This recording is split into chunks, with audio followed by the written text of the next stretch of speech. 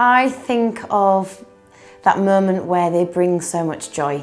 They make you remember where you are, what is important in life. They bring out all of the positives around some stressful times that we're living in, I think. You know, and everyone has their own trials and tribulations, but I think when you have the touch of a dog or a little tail wagging, the power that they bring to just let everything melt away is magical.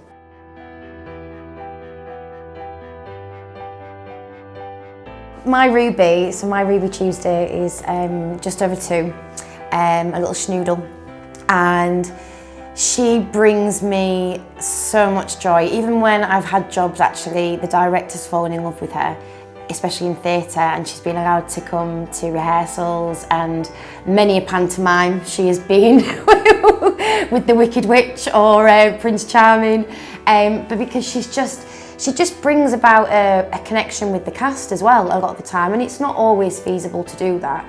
But when I can, I take her everywhere in terms of work, and when I'm not working, you know, I'm still sort of doing a lot of work around my own personal charity and other projects, and I get to have Ruby with me while I work from home, and then I get that escape with her when we go for a run out in the park. And she just actually, I'm quite a workhorse, so she actually makes me stop and take time out for myself, and that's another sort of power that she brings into my life.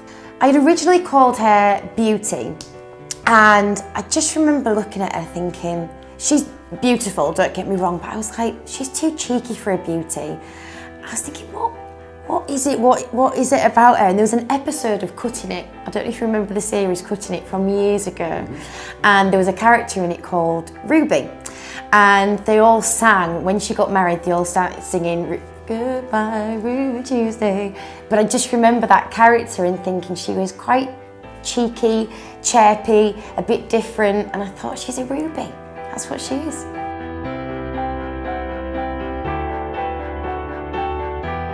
I think it's amazing, and it's very relevant in terms of, it's always been relevant to try and get dogs into the workplace from my personal opinion, and not just the workplace, but places where, you know, people need help. And that can be from mental health to physical disadvantages that people have. And I think the work that Dogs for doing in bringing that more and more to the forefront of people's minds is really, really important.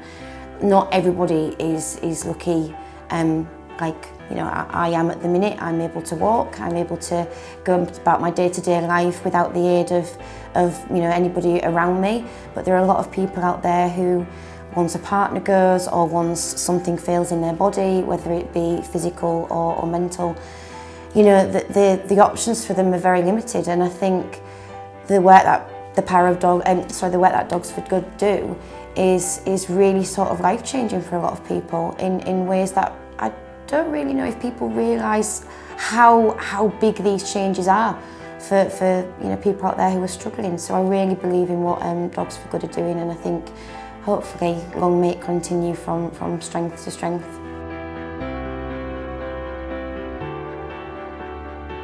No, not in a million years.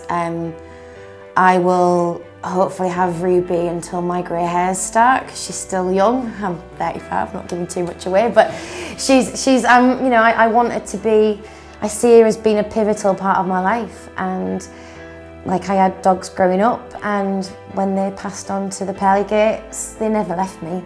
And I think there's something about dogs in terms of they are always with you, and I look forward to a future where dogs will be in my life. Hopefully when I'm lucky enough to have kids one day, it'll be in their lives.